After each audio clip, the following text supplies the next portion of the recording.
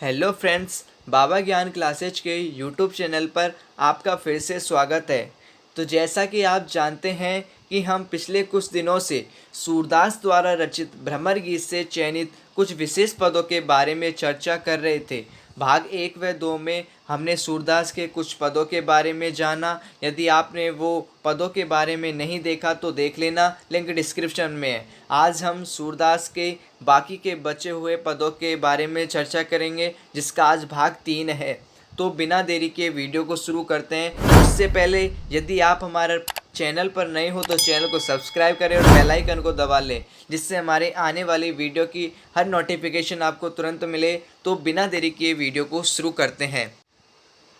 तो ये हमारा आज का पद है। तो इस पद में गोपियाँ बड़े भोलेपन से उद्धव से प्रश्न कर रही हैं कि निर्गुण ब्रह्म के बारे में उनसे जानना चाहती हैं और साथ ही साथ उस ज्ञान की खिल्लियाँ भी उड़ा रही हैं। तो गोपियाँ क्या कहती हैं कि निर्गुण कौन देश को बासी, मधुकर हंसी समझाए, सौ दे बूझति साच न हासी।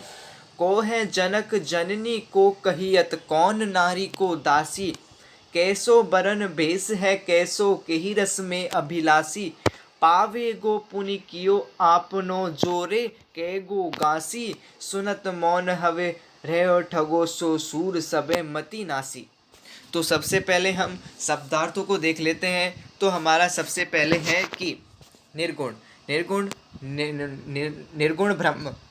बासी बासी होता है निवासी, किसी देश का निवासी। मधुकर उद्धव के लिए।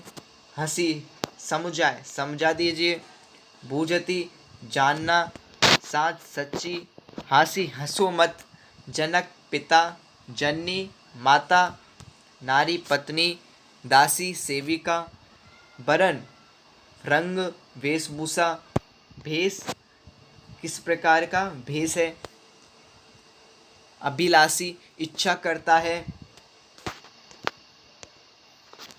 गासी गासी शब्द का यहाँ पर अर्थ है झूठ से, यानी कि गासी का कुछ और अर्थ भी होते हैं, जैसे कि नुकीली चीज़ को भी हम गासी कहते हैं।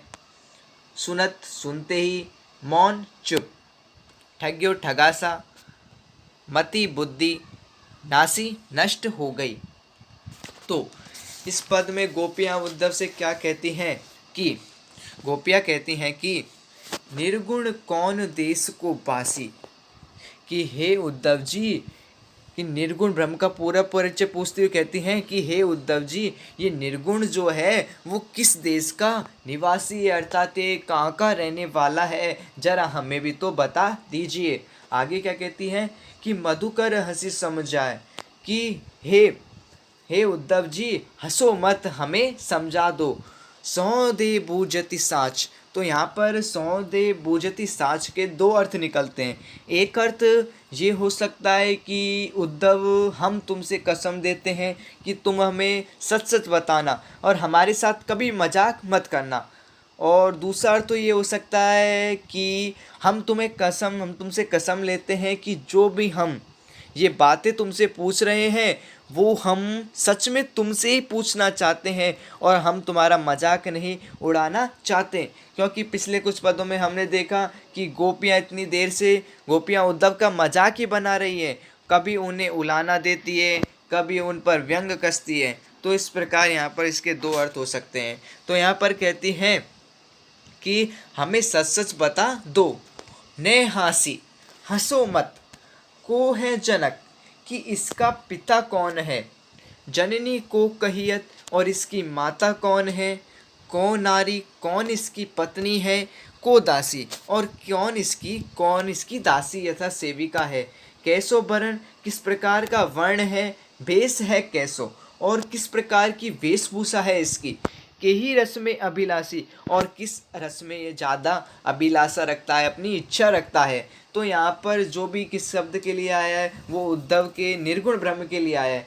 तो ये हमने जो भी प्रश्न किए हैं उद्धव जी, उनका सही से जवाब देना, हमें अच्छी प्रकार से निर्गुण ब्रह्म के बारे में समझाओ।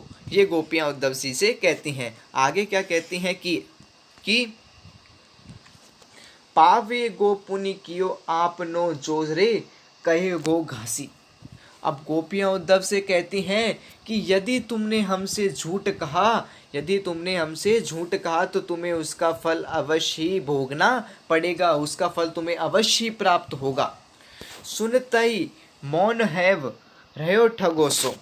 अब जो गोपियों की बातें सुनकर उद्धव एक तरह से ठगा रह गया। जो कि उद्धव क्या थे, उद्धव बृहस्पति के शिष्य हैं, ज्ञान के भंडार हैं। वे गोपियों की ये बातें सुनकर एकदम से ठगे से रह जाते हैं। उन्हें ऐसा लगता है कि जैसे उनके पास से जैसे कि सारा कुछ लुट गया हो, ऐसी स्थिति अब उद्धव की यहाँ पर हो जाती है। आगे क्या कहते हैं कि सूर सबे मति नासी। अब सूरदास जी भी यहाँ पर अपनी बात कहते हैं। सूरदास जी के अनुसार उद्धव कहते हैं कि इनकी बुद्धि का तो क्या हो गया है, नाश हो गया है, कि गोपियों की बुद्धि का तो नाश हो गया है, कि जो ये सब बातें इतनी व्यर्थ की बातें यहाँ पर कर रही हैं, इस प्रकार से प्रश्न कर रही हैं। तो यहाँ पर आपने देखा कि गोपियों के माध्यम से, उद्धव के माध्यम से सूरदास ने भी निर्गुण ब्रह्म को नकार दिया है। तो आगे इसमें देखते हैं, इसमें अनुप्रास अलंकार है, ब्रज भाषा है, सरल सहज है। तो आगे के पदे को हम देखते हैं। अब ये हमारा आखिरी पद है।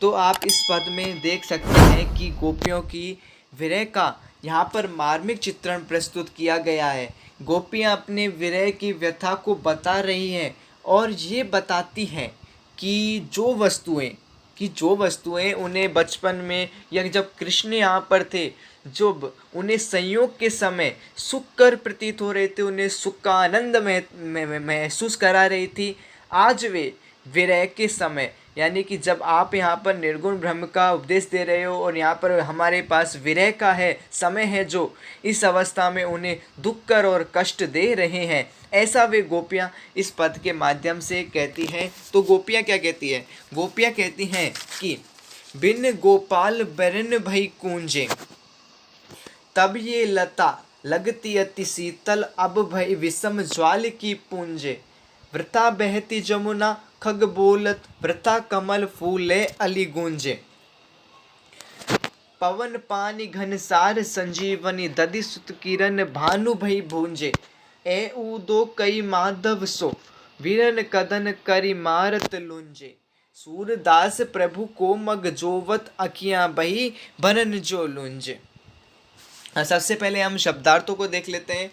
तो यहाँ पर है गोपाल श्री कृष्ण के लिए, लता बेल, शीतल ठंडी, लगती है, विषम ज्वाल यानी कि आग की लपट के समान, वृथा व्यर्थ है, जमुना यानी कि नदी, यमुना नदी, खग बोलत पक्षी बोलते हैं,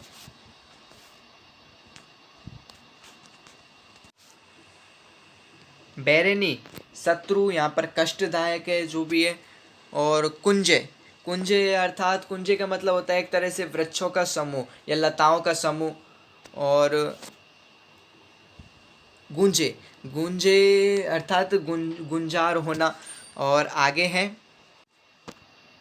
पवन हवा, पानी घनसार कपूर, संजीवनी बादल, दधिसुत किरण अर्थात चंद्रमा की किरण, भानु सूर्य, भई बूंजे यहाँ पर होता है कि एक तरह से दहला देना, चमका देना।